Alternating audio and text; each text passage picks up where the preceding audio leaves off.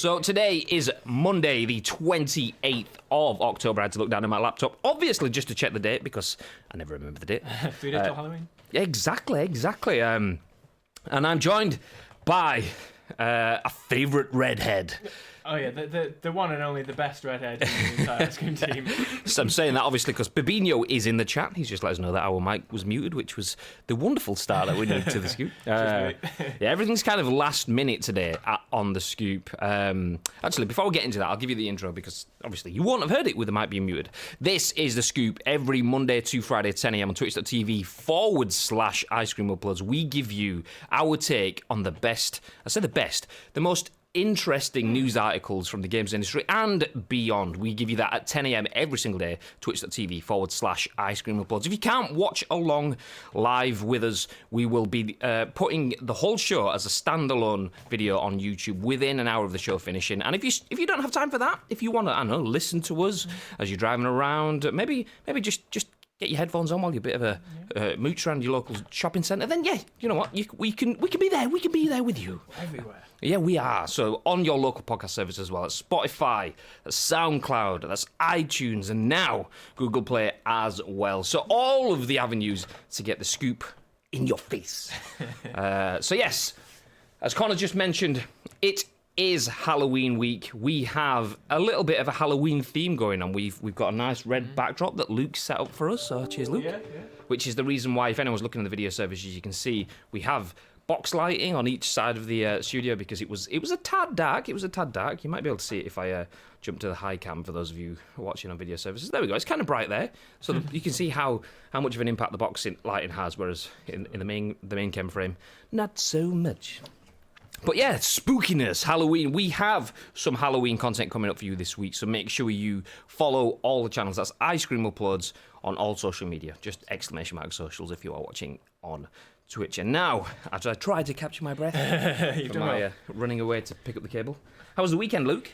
Yeah, my weekend was good. In terms of games, I'm not going to lie, I just played a lot more World of Warcraft, which is pretty much my life at the moment. I jumped back into The Sims for a little bit, actually. Every now and again, I like jumping in that whilst I'm like watching a stream on the other screen or something. It's easy to play sort of stuff. Yeah, and I was saying to yourself before I was taking a look at the Outer Worlds, the game. Like, I've not got it yet, but I was looking at like reviews and stuff like that, and that tickles my fancy. I would quite like to jump into that game.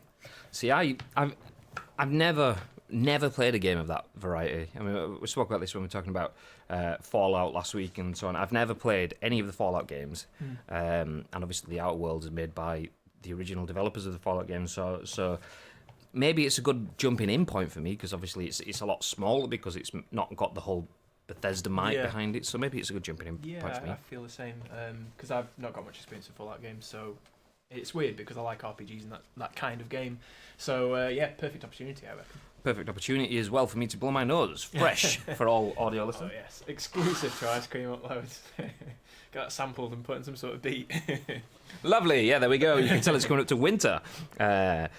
So I bought Game Pass just to be able to play it on my PC, but Windows 10 requires the latest update, but it says it will wipe my PC, so fuck this shit, I'm out, says Bibbe. Nice. Nice use of Game Pass there. Solid advertisement for Game Pass. Yeah, usually. Well, I didn't play Outer Worlds, didn't really look into Outer Worlds either, but I did play shock horror PUBG. Wow. Did you get any chicken dinners? I did. I had 2 over the weekend, so not too bad because I didn't play much, although it was frustrating me, so I then jumped into Volta for a bit, played probably an hour or so of that, and then jumped in to finish some more of my Master League on PES, so a bit of game hopping. I should probably just add as well, I forgot about it. Played one game of Fortnite. Hey. the one where you're just up against bots at the very start. Did you win? I won. Killed 8 bots, so you know. Well, I installed Overcooked 2, so I have Overcooked 2 to continue with. That's good. I've got it installed. I was going to start it on the weekend, but I just didn't want to start it knowing that we are out of the... I'm looking up there, but we're over there looking at the cameras. We are out of the studio, we being me and Bib. The scoop will go on, but myself and Bib will be out of the studio tomorrow and Wednesday as we are away with the lovely guys at Sniper Ghost Warrior Contract. So if you are interesting what we're doing there. We won't say anything. We don't want to give any spoilers and things, but you will see it all in the coming few weeks. We'll get some behind the scenes content and bits, and you'll see it all coming. But yes, me and Bib are away, so didn't want to start on Overcooked knowing that I was going to be away for a few nights, because I like to plow into it and then ruin my relationship in one fell swoop. I remember you saying like last week or whatever, you were playing it a bit, weren't you? And your family was nearly destroyed. Well, we started, me, Danielle and Chloe, and I think it got to the point where Chloe was like, this is getting a bit intense now, so I'm going to go off and have a bath. And then me and Danielle soldiered on. And then me and Danielle came back and finished it in 2 sittings, so it's not bad. Overcooked 2, we've got the season pass and everything with it as well, so we've got like, it's like, they called it like first course, second course, third course or something like that. So there's like 3 extra DLC add-ons, so I've got all of that stuff too. So nice. Get into it. Ding ding ding, says Babinho. I'm guessing that's because I mentioned PUBG. Oh yeah. Ding ding ding ding ding. Hi, says Dan Lad Gaming. Morning. How's things, Leroy? You good? Just in time. We are only just breaking the back of the introductions. Obviously, it's 10:30, so we started late, partially because of the Sniper Ghost Warrior stuff that I mentioned. Obviously, we've been soldiering on through that, and partially because Bib is out of the studio today, so we were just kind of like running through things. So we are a little late to start today, but that means that you've not missed anything, so perfect timing. Which then means I might as well jump in. Let's see if we can get things started. Oh, that's the one I wanted. There we go. Hopefully this works, because the reason we started a bit late as well, the reason I was out of breath when we started the show is because I had to run upstairs to get my cable to allow the HDMI to plug into my Surface laptop. So joyful. Let's hopefully, fingers crossed, see this working. Yay! Let's bring us in. Oh, let's not bring us in. The pip's not working. Actually, maybe if it's that one. That one? No. Oh no. Are we able to get back onto us, because it may be that something's just gone on over there on the computer, so I can always go in. Mess it up in a minute. Do you know what? Let's read through the article first. We'll bring us up for the next one. Let's figure this bit. So, okay, we'll start things off just for the benefit of podcast listeners. We were having a few issues in the stream, jumping from one slide to the other, but it's fine. We can continue. So the first article of the week is written by Vikki Blake for Eurogamer, as you can see on screen. If you're watching the video services, Sony issues refunds to unhappy WWE 2K20 PS4 players, from rags to glitches. What a tagline. EG are kind of nailing these taglines. So Sony is offering refunds to fans dissatisfied with 2K's latest iteration of its highly successful wrestling franchise, WWE 2K20. As Wes reported yesterday, the wrestling video game launched on 22nd October and has since gone viral on social media for its nightmarish and hilarious glitches. Hashtag fix WWE 2K20 ended up trending on Twitter in the US, and WWE 2K20's Steam page has been hit with hundreds of negative reviews, dropping the game's rating to mostly negative, prompting 2K to finally respond to the backlash. If you didn't catch it, we actually covered this, I think it was last Thursday on The Scoop, so make sure you go back and check out the previous broadcast if you want to find out all the information from there.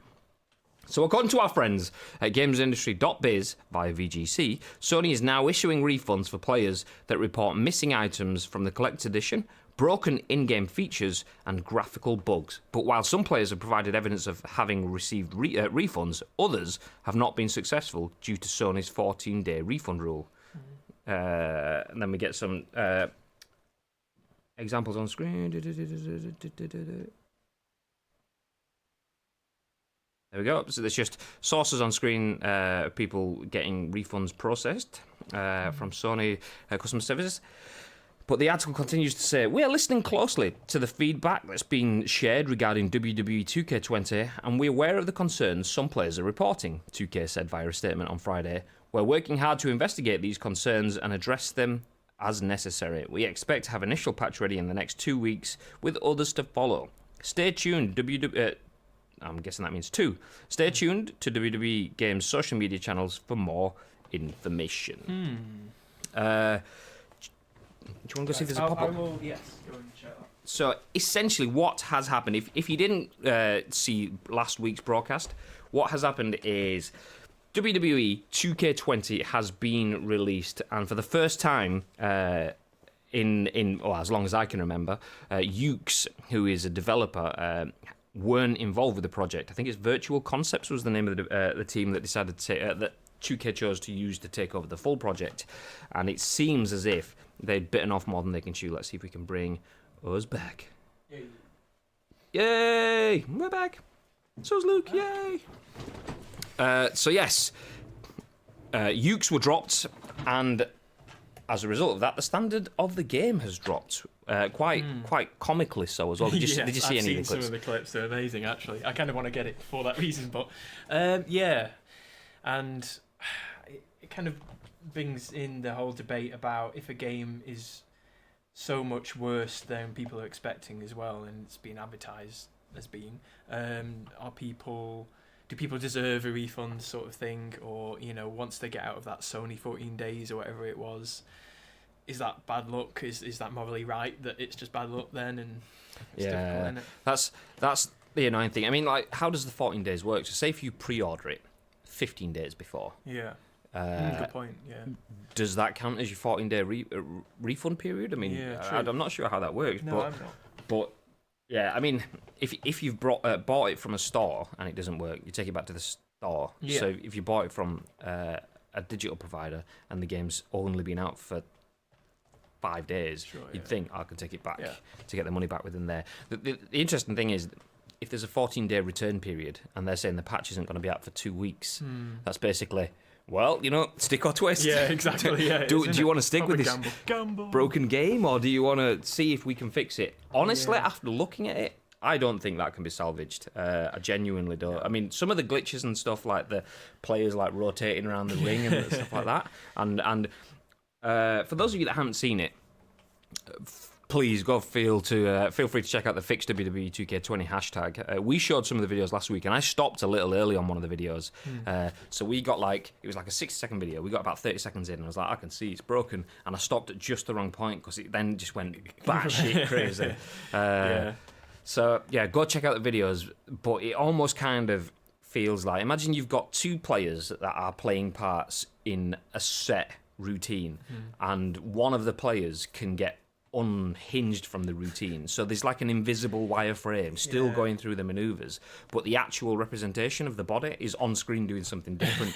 But then the body is getting knocked by the invisible wireframe, and it's like the characters versus the procedures aren't being merged together. So it's a good observation. That it just seems like I've noticed as well from what I was watching, whenever they're outside of the ring, it seems all right, I think, from the ones I've seen. But when they're in the ring, suddenly it's like an area of chaos, and even the referee isn't sort of like able to escape this sort of aura of chaos. There was one that we watched last week. Oh, my laptop is going to die. Oh, maybe it helps if you plug it in, Grady. One of the ones that I was watching last week. I'm going to disappear under the table now. So we'll hear like an echoey voice of you as you. It's okay, I'm still here.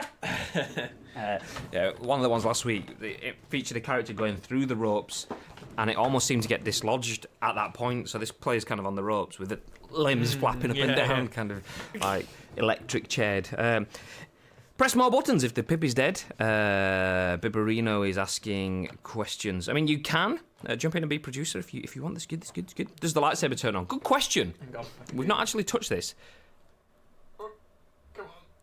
Hey. There we go. I probably won't keep that for too long because people will literally hear this hum going out throughout the entire podcast. But Yeah, I think we should just leave it alone and pass it me.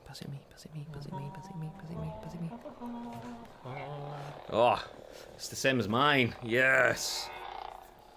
Does it do the? I don't want to hit it. Just. Is that? I should know this. Is that Obi-Wan's or is it Luke's? I'm not sure.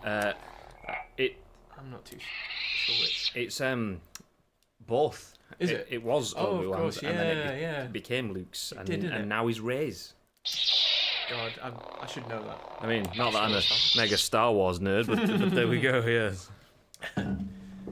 Good morning, there, folks. Says Magic Man. How you doing, Madge? I assume you've been around. I assume that we've just been around in different places because I've not actually seen you for a while. Hope you're good.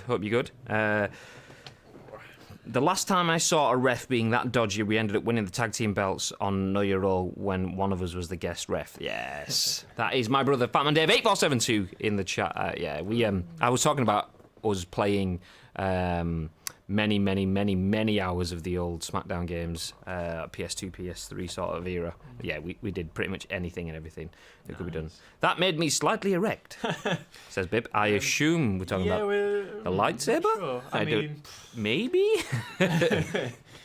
We'll go with that. Yeah, I mean, my comments on the WWE 2K20 is there's a lot, like the glitching stuff and the players being lost, so the actual physical character on screen getting lost from the wireframe of the procedures. Yeah. I can see that glitch stuff being fixed, but it just looks crap. The whole game, as all of the player models and the arena stuff, it's all been redeveloped by Virtual Concepts, I believe it is. Maybe I'm wrong. If I'm wrong, just let us know. But they haven't got the time to rebuild the whole game in 2 weeks. Exactly. And all of that needs level design, character design, all of that doing again. Clearly, Ukes have gone, well, this is our stuff that we're taking with us, or Virtual Concepts have gone, we can do this much better. Have you seen that Jesus photo that someone said went to get touched up, and it went from being like, oh, it's got like a little bit of a faded face to like a horrendous. It was like a full-on meme. I've seen some like Jesus faces and things, but I don't know. There's one in particular I don't know if I can really mention on stream. Involves a dog. But yeah, I don't think I've seen this one. Face paint. I can't remember. If anyone remembers what it is or what it's called, I don't know if it was Jesus. Basically, there was like this really expensive painting. It might have been Jesus or some figure, and the face went off to be touched up, and they basically just kind of like imagine Ditto, the Pokemon, when it tries to. It does ring a bell now you mention it. Yeah, I feel like I've seen someone compare it to Ditto. Yeah. Amateur restoration botches Jesus. Yes, that's it. Yeah. So let me see if I can bring this up on screen. This is. Apologies for people listening on podcast services. You're going to have to bear with us. We'll try to explain it. But this, on screen, is... Oh, Pip's not working again. Okay, never mind. So this, on screen, is a digital representation of Jesus. This was an old school painting of Jesus. You can see, obviously, there's a little bit of a white... kind of tarnishing. Ooh, let's see if that'll change. Oh no, still not changing. Must be the pip button. Yeah, every time you press the pip button, it just comes up with an error message or pop-up thing. So I guess we'll have to leave that. We'll leave the pip then.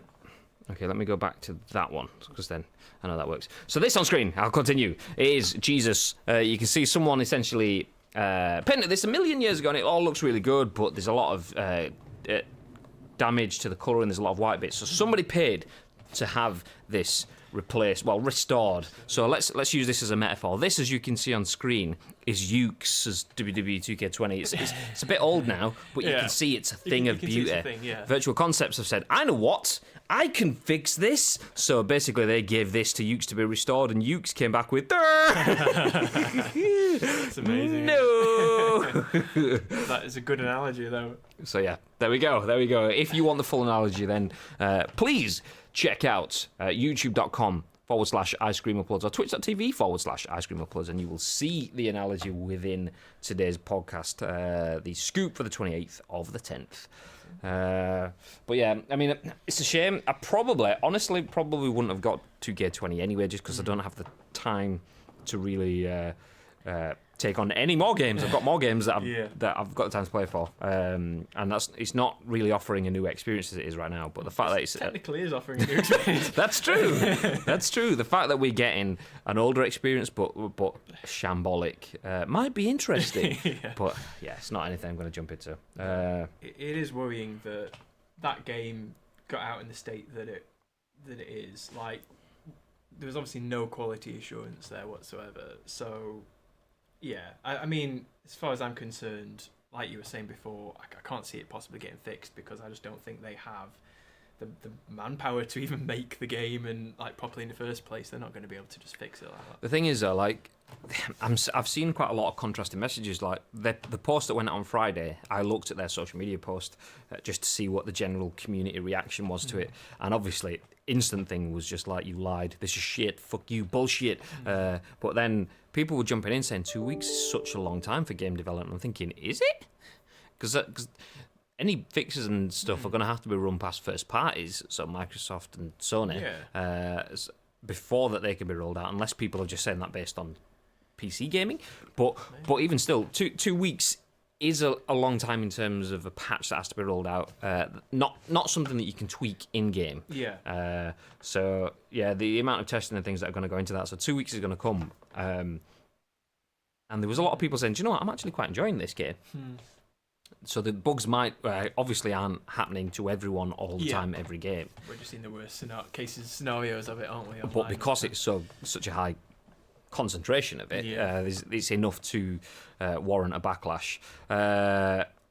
But after 2 weeks, obviously, people that are getting some of those glitches, some of them are going to be wiped out, and we're going to have a much more stable game. But it's just not going to be enough for me. Just looking, like I said already, it's not for me. It's not for me. Just jumping back through the chat then.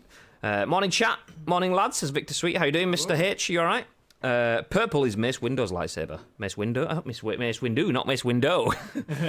Yes, that is true. That's true. I've had it with these motherfucking lightsabers on this motherfucking desk. That's because Samuel L. Jackson plays it, you see. Like it. The monkey face and the old painting. Yes, like Whistler's mother in Mr. Bean's Holiday. Exactly, that's the one. Servers died. GG Network. I've never seen that before, says Bibby. What the painting? Let's bring it back on screen for those that may have missed. WWE. That's the difference. It made national news, Bibby. It's so funny yet so tragic. Oh, it's horrendous. Hundreds of years old painting that could never ever be replicated, and someone destroys it for that. Hi, babe. I'm at home, off to work in a bit. I had to take the dog to the vets. So expensive. They do clean you out. Dog's fine though. Well, that's the main thing. The dog's good. The dog's good. Also puts WWE in a bad light for green lighting it as well. Yeah, absolutely. But that just kind of shows you that in those sort of processes, they've probably got to the point where it's rolling after itself. And I bet WWE has so much franchising and licensing that their team are just going, yeah, of course we'll have a The Man mug made for Middle Eastern territories. And yes, of course we'll have a brand new Rock t-shirt made for whatever. Yes, of course we'll have a really, really shit WWE 2K20 game. That's fine. Yes, of course. So they're probably just so used to it, aren't they? Just like saying yes to everything. But like you say, I mean, whether that's acceptable or not, it's kind of. But that's the thing. If you license your brand, it's on you to see that you're licensing it to people that are going to look after it. If you're just getting those papers and it's making your brand look shit, then you're the one that pays for it in the end. Yeah, that's supposed to be fair to them. Obviously, the previous games were fine, right? I mean, I suppose there was no reason for them to think this one was going to be so bad. But yeah. You know the title was dodgy when there were scant videos of it on PlayStation Store. I didn't see those videos. Interesting. Please tell us more. Whilst we move on to our second news article of the day. Sticking with Eurogamer as we jump on screen. This is an article by Wesley Yin-Poole, and talking about one broken game to another, which we've mentioned already in the start of this broadcast, as Luke spoke about. As you can see, the advertisements there, The Outer Worlds. This podcast is not sponsored by The Outer Worlds, but it absolutely would be if they want to get involved. So back to Eurogamer. Article by Wesley Yin-Poole reads: as the Fallout First disaster hits mainstream headlines, Fallout 76 players head in-game to protest. Everyone disliked that. This week, Bethesda launched Fallout First, and it's fair to say the reaction has been pretty negative. Fallout 76's £12 per month subscription was slammed by the bulk of the Fallout community for being ill-timed and ill-advised. It includes a raft of features players of the online-only Fallout game have called for since launch, such as private worlds, a scrap box for unlimited junk storage, a survival tent that creates a new placeable fast travel point with a stash, sleeping bag, and more. 1,650 items per month to use in the shop, the Fallout New Vegas Ranger armor outfit, and exclusive icons and emotes. It got worse for Bethesda when it emerged. Some of the features locked behind Fallout First don't work properly. Turns out private worlds, one of the key draws of the description, are not actually private. Wow! And the scrap box is deleting some players' junk. The issue with private worlds is pretty glaring. You can't make them invitation only, which means anyone in your friends list may see your private world and join it, whether you want them to or not. As for the scrapbox, some players have said this unlimited capacity storage space is swallowing their junk hole. That's what she said. In a statement issued to Polygon, Bethesda said it was working to sort out these problems. We understand this is not what players expected for their private worlds, Bethesda is quoted as saying, well, I understand that you expected your private world to be a world that is private. I mean, it's kind of in the name, but yeah. We are looking to provide an option in an upcoming patch that will allow Fallout First members to restrict access to their servers more completely. Let me just stop that for a second there. Private worlds, worlds that are, by definition, private, and they are looking to add an option in an upcoming patch that will allow people to restrict access. Even that is backwards. That's someone's gone, how can we not say that we fucked up here? Exactly. You don't add an option to restrict access. You should be adding an option to enable access. By definition, it's private, and then you can only invite people in. Or you can break down the walls and let everyone in. That should be the option. I agree, completely. But that's me, being a pedantic monster child thing.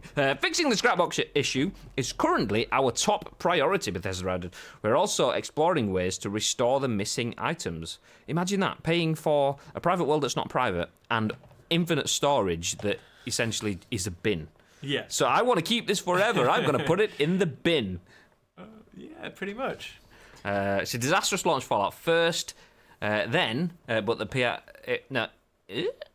I don't understand how... Okay, let me try reading this. Bear with me. It's a disastrous launch for Fallout first, but the PR nightmare has now broken through the specialist barrier and hit the mainstream. Okay, I don't understand that. I get what you're saying, but the wording... Anyway, at the time of the publication of this article, the front page of the BBC website is home to a features on the person who nabbed the domain for FalloutFirst.com. For some reason, Bethesda didn't bother. David Chapman from Indiana paid £21.40 for the domain and used it to mock Bethesda's official Fallout First announcement blog post. Oh, this is amateur. Chapman told the BBC, Fallout First was the straw that broke the camel's back and made me make this website. My motivation stems from the frustration with Bethesda, he said, and in general, the current trend of the gaming industry. They said players had been asking for this, and players never asked to pay a subscription for features hidden behind a paywall. Okay, let's stop it there. I mean, let's jump on the end part of that. FalloutFirst.com. So you own Fallout, you have Bethesda, you've got Fallout, you've got New Vegas, you've got all of the history, you got 76, and you're just about to roll out Fallout First. You should have 12 months ago bought out FalloutFirst.com, FalloutFirst.co.uk, FalloutFirst.eu, and whatever. And the fact that I remember when, I think it was either PSVita.com or NintendoSwitch.com or something like that, or Nintendo3DS.com. I think it was PSVita.com, and Nintendo bought it and then made it a DS landing page that went to that. That was like back obviously 10, 12 years ago. And that PSP, I think, era rather than PS Vita. But yeah, genius. Someone paid for the URL and made it go to the other competitor title, which spot on. But yeah, Fallout there. I mean, that's, to be fair, I'm not going to mock that. It's easy enough to forget. There's so many URLs. There's so many different ways that people can let's go sideways. There's so many different ways that people can mock you and get into your brand and stuff like that. That's it's a nice little thing, but it will on the whole be forgotten. But the rest of it, my God. Like to pay for something like that as well. I mean, it'd be bad enough if it were sort of like a free to play game where they promised things that didn't deliver, but when you're paying real money as well, and then you're investing in these items that are going to this bin, as we put it, it's just awful.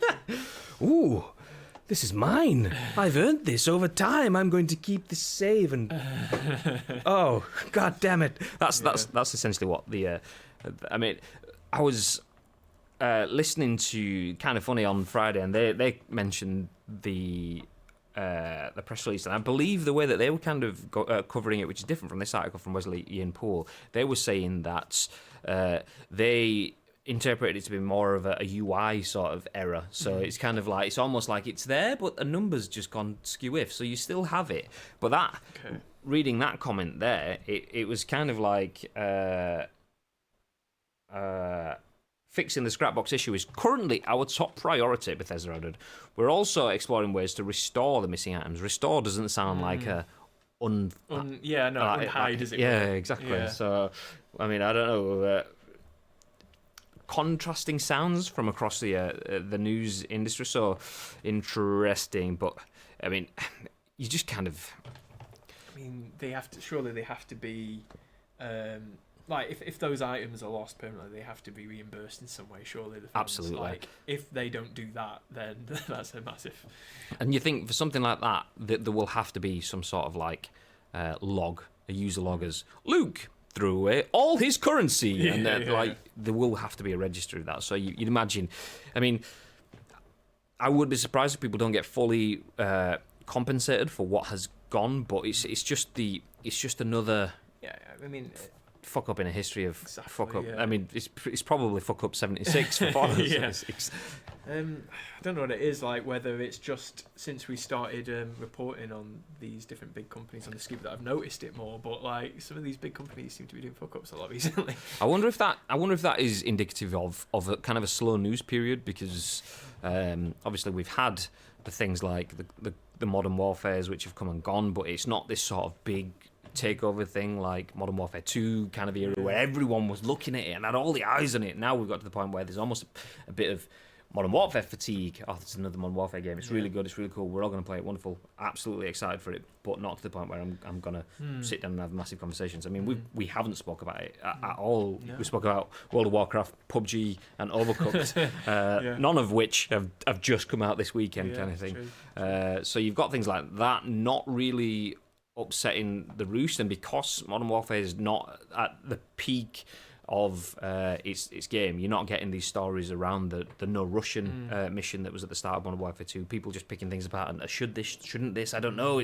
We should scrutinise everything, but because there isn't so much coming out that's ripping up the front pages, it's kind of like, okay, well, let's just scrutinise the big boys and see what they do. And you'd think if you were a Bethesda at this point, you'd just be like, well, let's just shut up. I'm just gonna roll to the back of the room, back of the classroom. I'm just gonna sit there and be quiet and let the teacher look at everyone else for a little bit. Yeah, it's just, rather than going, here's more things. Look at us again. Yeah. Meanwhile, Blizzard are sat there going, no, thank you. Keep doing things. Keep doing things. All these companies that used to have such a good reputation, you know. But anyway. Let's jump back through the chat comments. It brings a whole new meaning to the know your roles. Anything. Oh yeah, ladies and gentlemen, this is proof. Anything can happen in the World Wrestling Federation. Literally can if you're playing WWE 2K20. So Magic Man on the WWE 2K20 says its store page had 2 pictures and 1 video, and it's live action of wrestlers doing a skit. Yeah.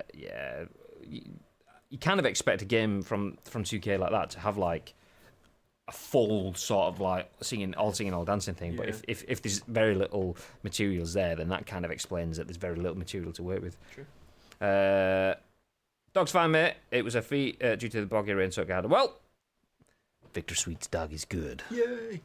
Anytime you talk about Fallout 76, you need a Jim Sterling funny voice. I've got a funny voice anyway. It's called Yorkshire, matey. I don't know what the accent was then.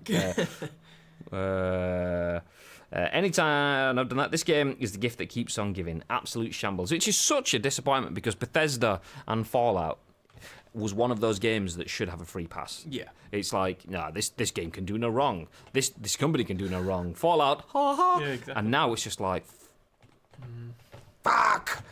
So yeah, I feel for Fallout community players at this point in time. That's got to be a bit of a pain in the ass. Good old Jim Sterling. Modern Warfare had an update this morning. My sons are playing it now online, split screen. It's solid. I will play it. I've seen a lot of comments about the campaign being exceptional. Yeah, I've heard good things about it because obviously, from what I understand, like I remember revealing to you not long ago that I'm not a Call of Duty player, which shocks you to the core.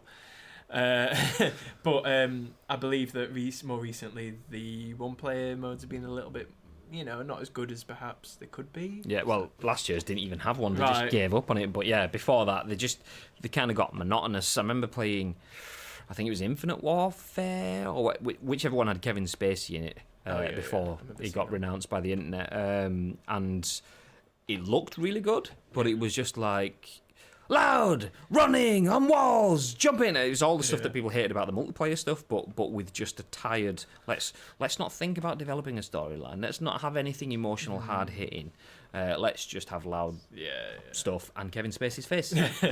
The comments I'm seeing, this has got a bit more of an emotive storyline, and it's a lot of people are saying it's taking you back to like the COD 4 sort of days, which is good and bad, I suppose, in some essences. It's good in the fact that if it's naturally taking you to the COD sort of days, it's like, oh yes, wonderful. But the COD 4 days, should I say? But I say it's potentially bad. I mean, I haven't played it, so that's the reason I'm saying potentially, because COD 4 was so successful, having things like you had a mission where you were in an AC-130 gunship and like looking down on one of those black and white sort of sky cams where you're destroying the town, taking out all the soldiers and stuff. Which was really cool, but that and some of the slowdown sort of like press button sequences just kind of was rinse and repeated through the next few iterations of the storyline. So it's bad if it's just that again. However, it's good if you're getting echoes of its pushing the envelope kind of thing. Yeah, that's what we'd have to hope. Yeah, it looks like really pretty as a game as well. Like it just looks graphically like amazing. It does. Clips of it. One thing I will say though is I've obviously watched a lot of Dr. Disrespect and PUBG streamers, and obviously one thing that PUBG streamers are really good at doing is picking up all of the other shooter games. They usually end up going back to the game of their choice unless they move on and find one they stick with. So they've all gone through Fortnite, they've all gone through Apex, they've all gone through Black Ops and Blackout and Battlefields, and some have stayed with some of those games, some have gone back to PUBG, and they're all playing Modern Warfare.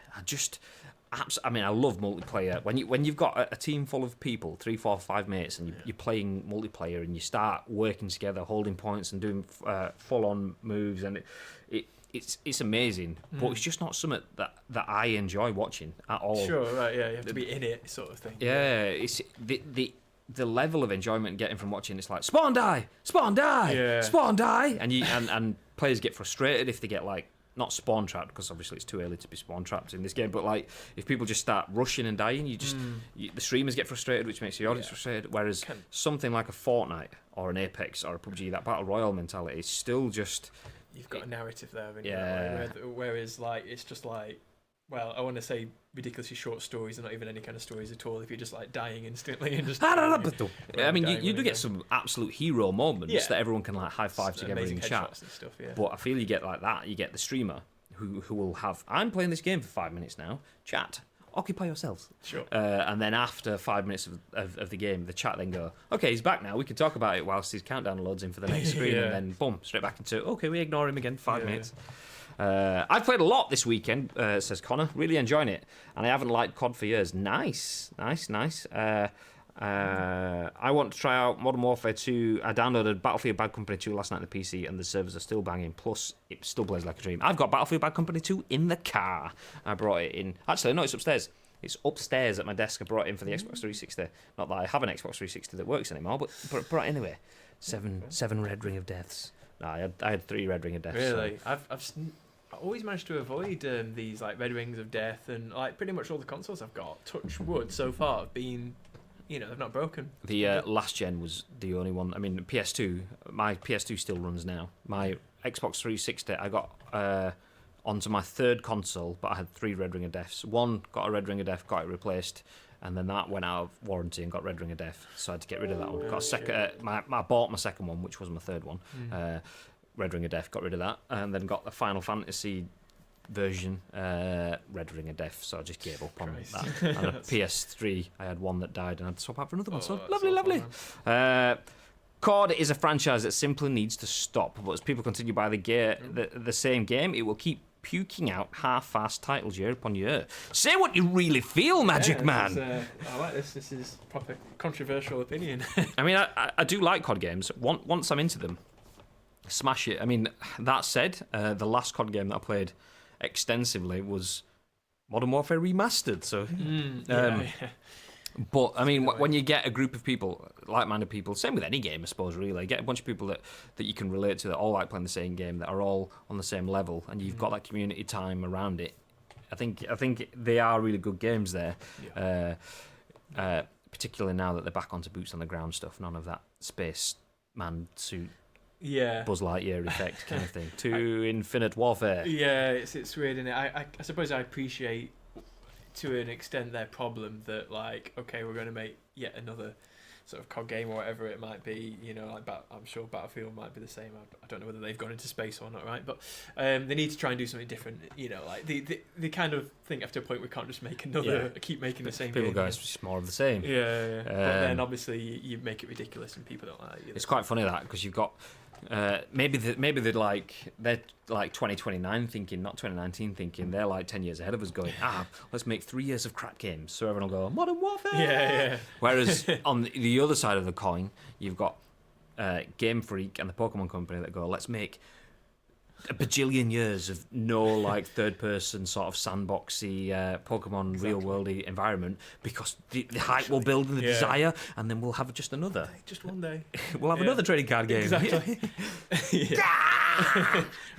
Set in the real world environment. Trading card game. We definitely need to have an after hours LAN party. If anybody in the chat would like Ice Cream Uploads to have an after hours LAN party, then please let us know. Tweet your thoughts to twitter.com/Ice Cream Uploads. That's at Ice Cream Uploads on Twitter. Let us know if you'd like us to do some LAN content around, not even just Modern Warfare, just things in general. Battlefield Bad Company 2, maybe that was the conversation around it. Let us know. My sons are playing online COD, and they're picking up guys who are sprinting around like the old CODs. See, what was it? There was Modern Warfare 2. I can't remember then. You get like lightweight, which would make you sprint faster and longer, and then you had I think it was Commando Pro, which meant you can stab really quick. And I might have told this story to you before. I don't think I mentioned it on stream before. My mate Martin and I used to play all the time, and I'd be runner gunner, which was like MP5 lightweight, and he'd be runner stabber. And I just hear in my Xbox Live headset, every time he killed somebody, go stab, stab. And I remember we started this game High Rise, which is like basically two buildings across from each other, kind of almost a flatter building in between them. And I just saw him run off that one side of the thing, and I heard stab, stab, stab, stab, stab, stab, stab. It was like 7 kill streak, instantly just go bang, bang, bang. So yeah, loved it. You can have my 360 if you want. Yoink, taking that off you, David. 100 quid for a 9-month period of meh isn't my idea of value. Plus cheats that carry over year after year, it seems. 100 quid for Call of Duty? Your WhatsApp is making me think I have a notification. Oh, is my... Okay, let me kill my WhatsApp. I didn't realise it was open, but it is. You have to elaborate on that £100 thing, actually. Magic Man. Because I'm not sure, unless he means sort of like the online subscription element as well. But because surely the game's about 50 quid, right? Something around there. COD 1 and 2, Modern Warfare were great games, and one-time purchase for all content, the good old days. Yeah, I suppose I can say anything. I haven't paid for a Call of Duty for a million years, so I'm a little bit biased, I suppose, in that sort of sense of the word. I don't think I've got all of the news articles loaded up. I haven't. But we'll move on. We've had a little bit of a chat about Call of Duty. We might come back to that shortly, but for now, let's jump into our next news article. This is a Games Radar article written by Connor Sheridan. The Outer Worlds Switch release date is set for next year. Do you know, we might as well just call this the Outer Worlds podcast, because we started off talking about Outer Worlds, and then we talked about advertising in between, find these pages. So there's a good chance it will arrive by March at least. So the Outer Worlds Switch release date is set for 2020, according to a new press release from the publisher Private Division. That is much more specific than the sometime after other platforms timing we had before, but at least we know we'll be able to talk, fight, and explore through the ultra-capitalist space frontier on Switch sometime next year. Virtuous, the company that handled the Switch versions of Dark Souls Remastered and Starlink Battle for Atlas, is taking on the main task of bringing the Outer Worlds to Switch. For reference, about 5 months passed between Dark Souls Remastered arriving on other platforms and on Switch, so we can extrapolate that to get something of an estimate for. How long the Outer Worlds could take. 5 months from now would put it in March 2020. The fiscal year for Private Division's parent company Take-Two ends in March, so there's another reason for the company to want it up for sale by then. The Outer Worlds hit PS4, PC and Xbox One today, and it's enjoying a warm reception so far. If you're holding off and picking up a copy because you want to play through on Switch, that may make the wait harder, but at least you know it will probably be worth it. Let's come back to us. So, Outer Worlds, you've already spoke about it, you already like the look of it. Yes. Are you tempted to wait 5 months extra to get on Switch? Do you play many games on Switch? You know what? I mean, I'm known for being like the Switch guy on ice cream, right? I mean, we've got Luke switching it up. Exactly. And, I am obviously a fan of it. That being said, I don't play it super often. I did play it actually last night. But generally, with these kind of games, I just think that there's a bit of a downgrade when you move it to the Switch. And then I've got to just work out whether the trade-off of having it portable or not is worth it. But I think with these kind of games, maybe I want them to be immersive, and in order to get that immersion, I'd rather it be in the big screen or on my computer. I've been tempted to get it on the PC, to be honest, because those kind of games work quite well with the mouse and keyboard as well. So all things considered, it's not completely untempting, but I'd probably stick with a home console or PC. Yeah. See, I love the idea of having a game that I can play on my console and then take it with me. I do find it quite. I don't know. It almost kills the immersion for me. So let's stick with what I was playing on the weekend: Master League, Pro Evolution Soccer, PES 2020. Playing that on my PS4 as I always have done. Get to the end of the season, looking to make my transfers and things like that. I want to continue with my games and so on, as you would, but then have to go away to Sniper Ghost Warrior event this week, Tuesday, Wednesday. Not going to play in my Master League. I'd love to be able to then just have the game on my Vita. Not that PES is out on the Vita, but then continue it. Whereas most of the time when you've got a game on the PlayStation and on the Vita, not that would apply to the Switch because Sony versus Nintendo. I love the idea of being able to play a game at home and then take it with me, and that's what the Switch obviously is supposed to be about. But I just don't.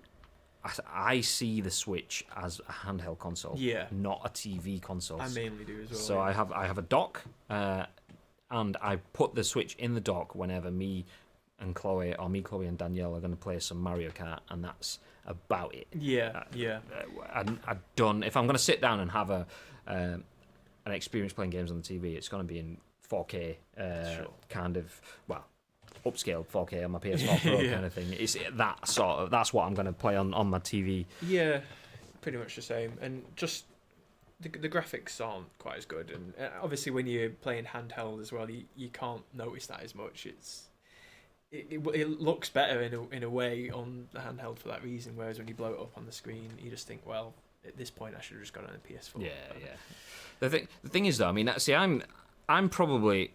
I always thought I was a portable gamer, but I mustn't be because I just don't play things on the go. I don't play mobile gaming because I don't find it immersive enough. I do if there's a communal element, so playing some PUBGs with adverts. Apologies if you're getting adverts, everyone, because there's all the sites have got like dodgy rollovers. Make sure it's not. Yep, got no comments of adverts. Fine. So yeah, for me, the idea of playing on the move is something I love.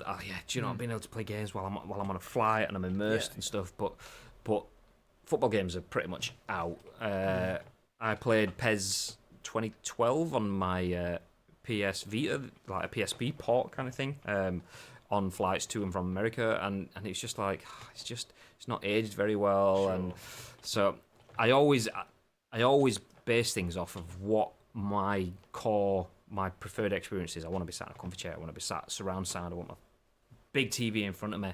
I want to be fully immersed in it. And then when you sat there on a comfortable seat on a flight with someone bashing your elbows as they come past with a drink trolley, I just don't get involved. That said, clearly I'm not the market here because the Switch has sold so phenomenally well. Hugely. I think for me, it just depends on the game. I think talking about, say, a Pokemon game or something like that, I wouldn't want that on a home console. I would want that on portable. I'm talking about the kind of game we've got, not the kind of game we want, which is what we're talking about for a fully immersive like 3D world. But as the Pokemon games are, I'm happy to have that handheld. It feels like something that I want to play whilst also having the TV on in the background or something like that, because let's face it, a lot of it is hammering the A button. Yeah. And stuff like, there are many games like that where maybe they're not sort of like super immersive action adventure games or stuff like that, where that's what I feel like the Switch is best at. Yeah, it's one of those. It's non-immersive gaming, which I suppose, if that's the way. I mean, I think my issue is it kind of drops off the immersion in terms of if I'm building a story and going through a career on one game and then picking it up on my portable version, and then I've got to start and build the whole story and do it all again, but with less polygons. I'm thinking, if I knew that I was sacrificing the polygons to continue, sure, I'd love that. I mean, the best experience I've had with that was Metal Gear. PS Vita, obviously the Metal Gear HD collection. You could start it on your PS3. So you play through the Metal Gear Solid HD collection on PS3. You get to whatever point, you think, okay, I've got to turn it off. You could save it. You could then transfer your save file to your PS Vita and then continue your game on the go.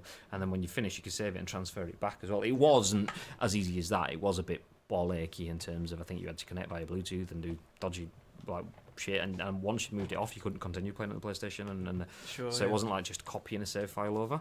But when I remember playing it, thinking, okay, this is the future of how games are going to be. You've got the HD collection on the PS3 and on the PS Vita. Wonderful. This is finally happening, and then nobody else did it ever since. And I mean, Kojima always gets like idolised for all the amazing things he does before everyone, and that he did a million years ago, and it's still not really. Yeah, it hasn't really been. And even though Nintendo, I suppose, are trying to emulate that basic experience now, it's just that they're doing it with one console. But I think if the Switch was a little bit more powerful, that might be all it is that's stopping me from thinking Switch is all I need. I don't need any other console. Well, I suppose that's what Stadia are doing, though. Stadia are going, well, okay, take your little dongle with you and you can play it at home and then wherever and then wherever, and job's good. And so maybe, I mean, like I said, I'm not anti-Stadia at all. I love the idea of what Stadia are doing in terms of pushing things forward, but I'm dubious. Yeah, me too. I really want it to succeed, but I just don't think it will. Not that I don't think it will. I have a feeling it won't. Maybe we're not ready for it yet. Yeah, it'll come with problems at this stage, I think. So what they are doing, definitely, I am under no illusion that will be where gaming is. Yeah. In, I don't know if it's this year or if it's 10 years from now, sure. We will be at a point where we have cloud-based stuff and we can just plug and play wherever, and we don't have to have massive rigs that are capable of running it, because we could just dial in someone else's massive rig in a big server room somewhere in some non-script location. But yeah. When you come for it, you can take the David Beckham face mode. Wow! Full disclosure, David in the chat, FatmanDave8472, is my brother, and I had a plastic mug that was shaped like David Beckham's head when I was younger. So clearly that's still at my dad's house. Pretty sure there's no COD DLC this year. Could be wrong, though. I paid £50 for the game, and that will be it. Nice! Season pass. See, I don't mind Season Pass. I actually quite like the idea of a season pass. DLC for me is bad. Season pass is good. One thing that I would never ever actively encourage is the idea of bashing a company that wants you to spend on its game, because if they give you a choice of spending to further your game, all day for that. If you love the game so much that you put in the hours and hours and hours into it, one thing I always use as my proof test is the cinema. You go to the cinema, you get 2 hours of entertainment, it's going to cost you £20. You're paying £10 an hour for that privilege. A season pass will cost you probably 10, 15 quid, maybe £8 if it's like a PUBG one, and that lasts me for like 2 months, and I will probably get 40, 50 hours out of that. So for £8 for 40 to 50 hours of entertainment, absolute bargain.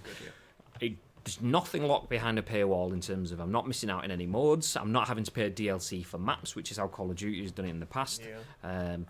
So paying for DLC is pants in that sort of sense. Because I remember Modern Warfare coming out, new map pack. I was like, So I paid for the map pack. You go online and you jump into the lobby, massively hyped. Your friends have got the maps or whatever, and then one guy comes on that you're playing with and is like, "I've not got a map. I've not been paid yet. I've not got the money. I can't buy it now or whatever." And you think, "Fuck." Yeah, well, none of us are playing these maps because we're not leaving him behind. And then you get to the point where after a week, everyone's just thinking, well, I was not even bothered trying to get the new maps because I've bought it and I'm one of that 10, 20, 30% of the user base that's bought the DLC.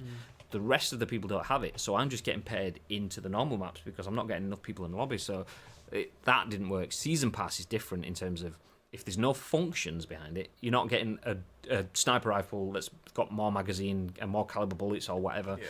It's just you've got... Did someone flash that? Yeah. I was like, whoa. Don't know if that picked up on the cameras or what, but... So yeah, if you're just getting, I've got a fancy red skin on my gun. All right, fair enough. I've got a new hat, or I've got some shades, or my character face is different, or whatever. Fine. If you're willing to pay for that, and it gives you a challenge to work towards, I'm all down for that. Because if you don't want it, don't do it. Yeah, exactly. Yeah, like the option.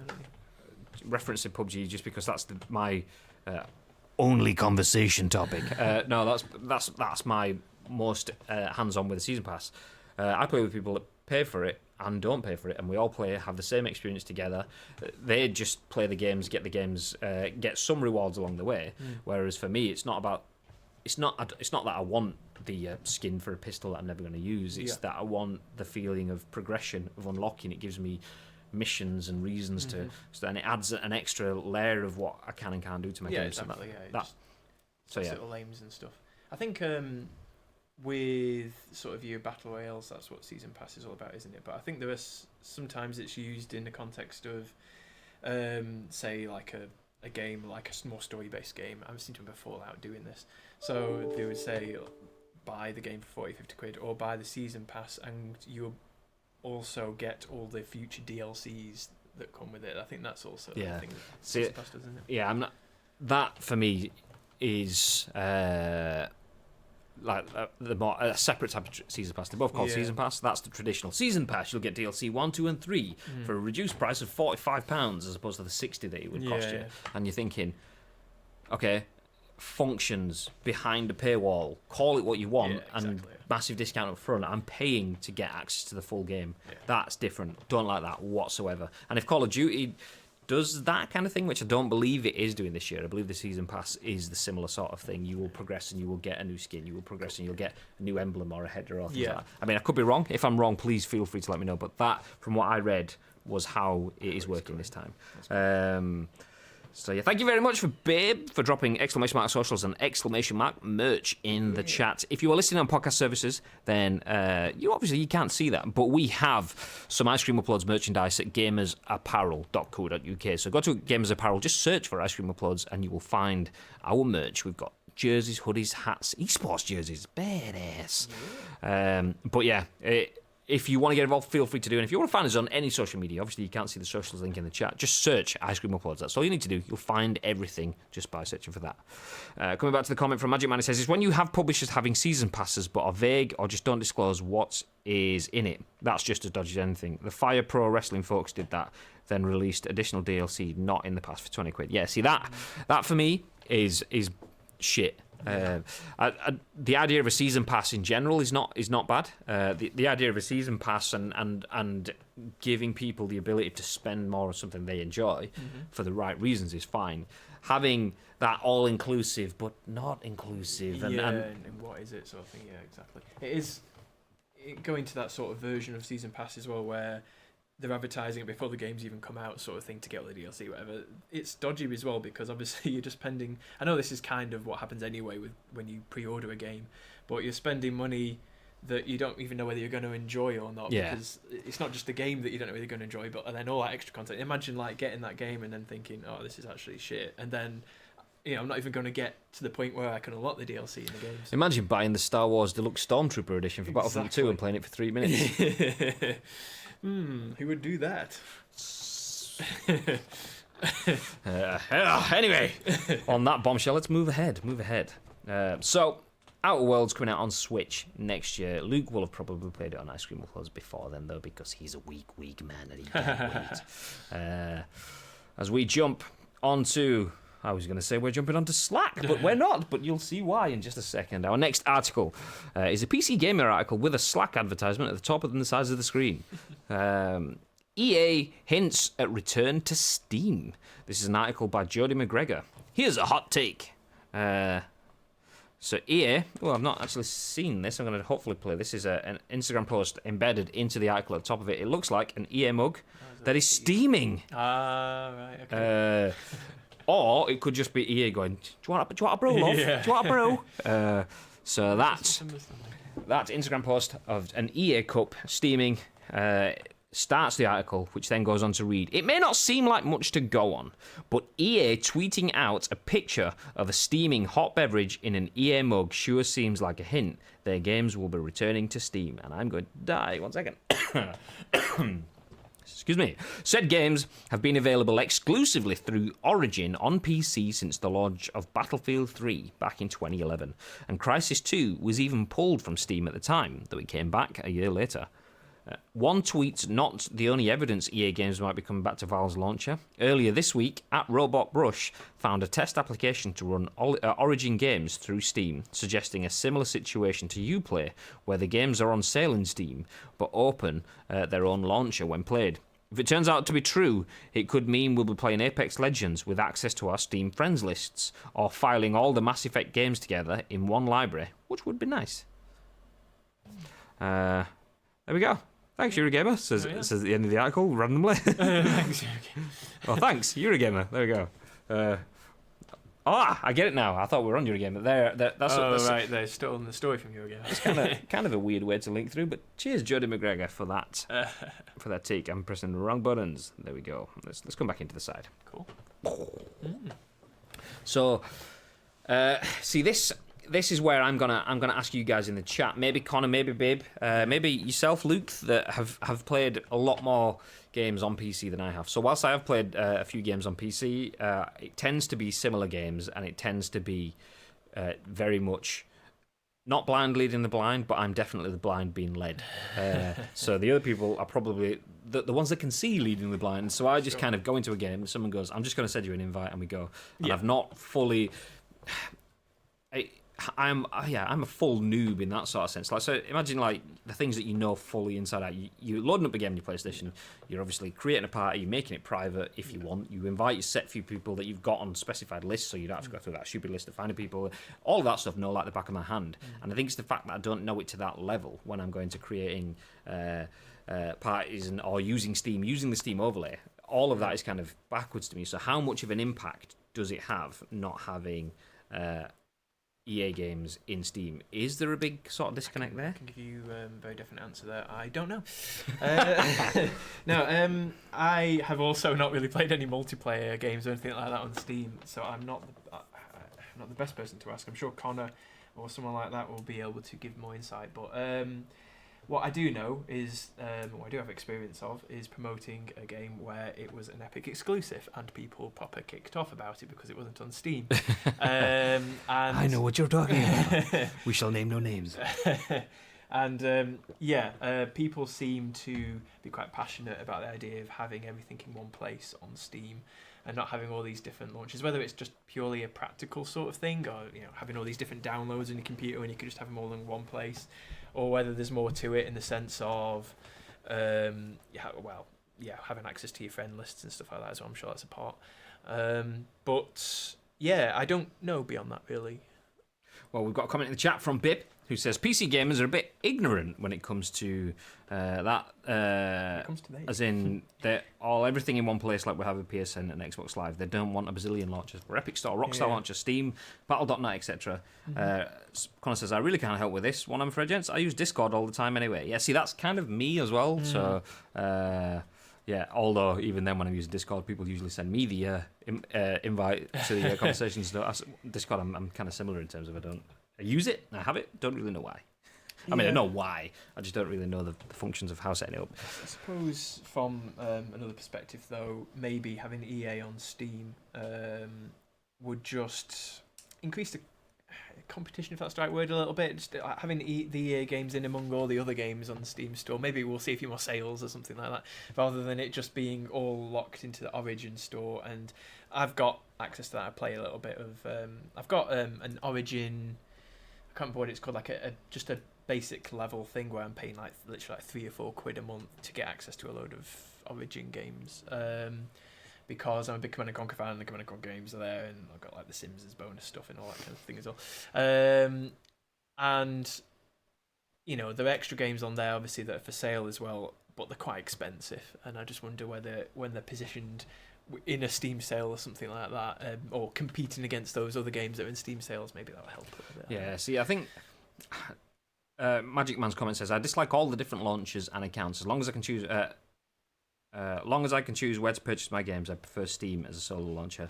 I'm surprised that that's not a thing, and maybe this is where my naivety as a PC player comes in. I'm surprised there isn't like a one size fits all launcher. That or someone's. I'm surprised that someone's not tried to propose that. But then again, I suppose if you've got things like EA going, well, I own the games, I'm making them. So my launcher is going to be fine. And you've got Steam going, yeah, but we're established and we have more people, so our launcher is going to be fine. You've got Epic going, yeah, but Fortnite, mate. So whatever, mate. So yeah, I suppose. I mean, it would make sense to have all of the different stores that just work with a universal compatible launcher. Surely that, for me, kind of sorts it. But then again, there's probably 1,000,001 reasons why that wouldn't work. Maybe, yeah. So no doubt. If anybody knows, please let us know. Either drop it in the chat. We are live now, twitch.tv/Ice Cream Uploads. Let us know. If not, feel free to tweet it at Ice Cream Uploads on Twitter, and we can discuss in the next show, which will be 10 o'clock tomorrow. Love Discord as it finally created a voice platform that unifies everyone. And it sounds the shit.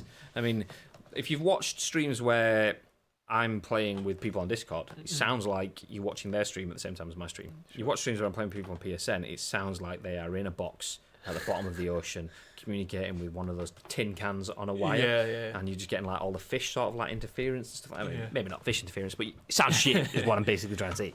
Yeah, absolutely. I mean, Discord's fascinating in terms of how it's just sprung up and become like the number one sort of service for these kind of things. Even things like, I mean, WhatsApp is okay, but Skype, which you thought was amazing forever, you take a video call or a conference call or even just a voice call on Skype and then end it and then speak to the same person on Discord a second later, same machinery each end, just their encoding and delivery of it is just so much crisper. And I didn't realise it until last year kind of thing. I was like, okay, because I still have Skype. It's not actually open on my laptop at the moment, but I use Skype for quite a lot of things. But yeah, Discord now is just the way to go. It's interesting. Yeah, I have very little experience of using it. But I mean, the thing is as well, it's not just a service where you talk to your friends per se, but it's also like a fan hub kind of area as well, isn't it? So it's got a few different functions. It's a bit like Slack meets Skype and a few other things, isn't it, in that respect for games? Yeah, there's all sorts of stuff. I mean, as I use what I use from it. And it's funny you say that because Slack, nope, Discord got there eventually. Discord actually had its own launcher. I think they may have just killed it, but they were trying to do their own storefront. But I think it was at the same time where they were trying to create the first real alternative to Steam. And then Fortnite happened, and Epic went, "We'll do this."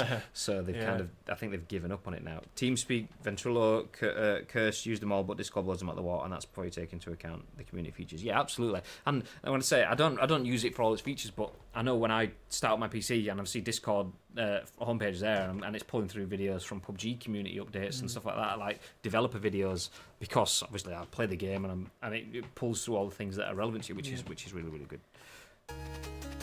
Shit, you got a nice setup for only 1K. No, we're not 1K, it's 10K. We just got a really, really small video at the end. Do you know what? Let me just point out the fact that you are called Kermit_the_Frog, and your name is green on my screen. So that is, I don't know if that's an active choice by yourself, but if not, nailed it. Mine as well, so. Nailed it. But yeah, no, we have. Let's change things around. Let's show you around if you're new here. Ta-da! So this is the Ice Cream Studio. I'm Graham, as you can see from my name on the screen, and this is Luke. There we go. We are Ice Cream, which is essentially part of Jelly Media, Jelly and Ice Cream. Whey! But yeah, Jelly, we've done shitloads of stuff in the games industry. So the channel is quite small, but our work in the games industry and the stuff that we've done with Twitch is massive. So yeah, we are tiny and we are partnered, but we've essentially got that because of all the stuff we do off the screen. So yeah, so shit hot setup. That's what you said. Nice setup. No, okay, I said shit. You got a nice setup. So we do. Thank you very much for the comment. Really appreciate it. It's good to see people liking what we've got. We've got a whole big studio, and we can do some big things with it. But yeah, if you're new here, Kermit, which I see you have done already, so I can't even tell you to do it, but I'll tell you anyway. I was gonna say hit the follow button, but you've done it. I see you followed the channel 1 minute ago. Thank you very much. Yeah, we do have the alerts and we do have notifications and pop-ups, but when we're doing this show, so this is the Scoop, we record at 10 a.m. every single day, Monday, Tuesday, Wednesday, Thursday, Friday. We try not to have alerts popping up on the screen or the audio alerts coming through because we turn this into a podcast for audio listeners. That'll go out on iTunes, SoundCloud, Google Play, and Spotify. There we go. So it goes out on those 4 podcast services, so we don't tend to have those things coming up. Not too intrusively, but thank you very much for the follow. We can see it in the feed. And the host as well. Thank you very much again. Magic Man says, like a local ice cream van, awesome but local. Internet? I don't know what CEOT stands for. Tells, let's enjoy that 99 epicness on our screens. Exactly, the 99. Do you know what? We the kits that we've made for PES 2020 mention our team name. Like you've got obviously United's the Red Devils or whatever. Yeah. Spurs is Tottenham Hotspur. Yeah. Ours is the 99ers. Yeah. Sept. There we go. But I think we are pretty much done for the news today. We are. That's all of our news article done. So, Kermit, you've just got here in time for us to sign off. But you got here in time. That's the thing. Absolutely. What can he do if he wants to, listen back to anything that he's missed? Well, if he wants to listen back, the video will be available on demand on Twitch as soon as we stop the broadcast. But we will also have the video going on YouTube within the hour. So youtube.com/Ice Cream Uploads. And then, obviously, as we mentioned, all podcast services, you can get the audio version later on today. So Spotify, iTunes, SoundCloud, and Google Play.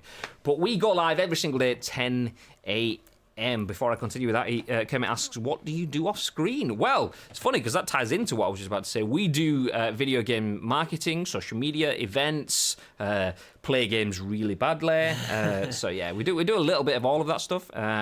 But we do the show usually from the Ice Cream Studio every Monday, Tuesday, Wednesday, Thursday, Friday, with the exception of Wednesday and Thursday. We may do some bits out of the office if I'm at home. Anyway, this week I'm not going to be in again till Thursday because we are off doing an event for Sniper Ghost Warrior Contracts, which comes out towards the end of November 22nd. So we're out of office working with the lovely people at CI Games on that. So I won't be in, and Bibby, who's usually in the studio, won't be in, but potentially Luke. Yeah, well, we will work out between the rest of the team who's going to host over the next couple of days. Yeah, so we will be back 10 a.m. tomorrow and the rest of the week. Just different faces, which mixes it up, keeps it all nice and fresh. And I keep hitting the microphone. Chill out, Graham. So. The Adventurer says, I've missed the show as I've been busy working. Please, tell me what platforms can I listen to this afternoon? Well, if you want to, I'd have just said it, but as soon as you're new here, new in the sense of actually just got here right now, we are just about to wrap up the show on twitch.tv/Ice Cream Uploads. You can watch it back within the hour on youtube.com/Ice Cream Uploads. And if you want to listen to it a little bit later on after that, this afternoon, podcast services such as Spotify, iTunes, SoundCloud, and now Google Play, you can listen back on all of those services. Yeah. Tobinsky says, I live around the corner from your building and I've applied jelly a few times. What's your advice to get my foot in the door? You don't want to put your foot in the door. It's quite heavy. I mean, it could damage your toes there, Tobinsky. It's kind of a how long's a piece of string. I mean, it depends on what you're applying for. Well, obviously, first of all, qualifications and having previous experience obviously helps. But obviously, some things you can't necessarily get experience in. So working in a live production studio, playing games and talking about them on the internet, it's not something you can generally get experience for. However, you can then make your own experience in different ways. So creating your own content, if you wanted to do the content side of things, if you want to do social media and events, then developing a social presence for yourself, and so it's kind of thinking outside of the box, trying to show that you can do what the job description wants you to do. Get some experience of being able to do that, and I think that's probably the best way to put it. Yeah, exactly. I think finding and saying as well, feel free to follow Jelly Media on Twitter and stuff like that if anyone wants to know a bit more about that side of the company. Yes, exactly. And I just want to point out once again, jelly and ice cream. Yeah. It's clever. It's clever. It is. The thing is, though, so many times I've had the conversation where someone has gone, so why ice cream uploads? I was like, well, ice cream was gone. So, I mean, uploads is just, it's rather than going like ice cream tweets or ice cream streams even, or ice cream TTV or whatever, stuff like that. We just thought, well, uploads is something in that sort of environment. Upload, it could be YouTube, it could be audio, it could be game content, it could be stream. We're uploading data to the internet to do this. So we thought it was just a nice applicable thing. Plus, no one had used it, which was good. But the jelly and ice cream bit, and people go, jelly. It's like full on like. Jelly and ice cream. So there we go. You need good singing voice. If you can't sing Halo 3, what? I can't work out the words. I don't know what you're saying. It took me so long to figure that out, and I work there, says Bib. That's true. Yo, says Enix. Goodbye. Enix. Got here just in time with your founder's badge. Thank you very much for repping that, by the way. We are just about to sign off for the day. Anything you'd like to add from your end, Luke? Not really. Just thank you very much for having me once again on The Scoop. It's been a pleasure to sit alongside you to deliver the news. Likewise, sir. So that's it from us today. This is Monday's show in the bag. We will be back 10 a.m. tomorrow. As mentioned a few times already, we will have catch-up and audio versions going live later across the day. But for now, until next time, ladies and gentlemen, stay frosty.